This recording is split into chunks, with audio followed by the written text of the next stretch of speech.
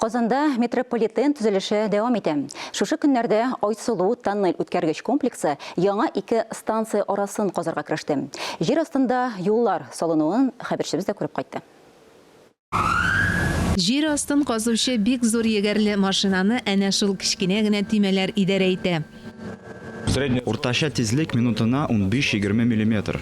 Татарстанның беренче президенты исем кушкан Айсылу тоннель үткәргеч комплексы миллиметрлап хәрәкәт итә. Әмма тамчы да таш ярган кебек максатына ирешә. Казылган җирне ташу да җайга салынган. На станцию Сахаров. Казыганнан соң чыккан җирне Сахаров станциясенә ташыйбыз, аннары полигонга җибәрелә. 2 чакрым 200 метр ара үтелгән Айсылу ярган юлларны без әле беренчеләрдән булып сынадык. Димәк, ТАССРга 100 ел һәм Тулпар станцияләрендә эшнең икенче этабы башлана.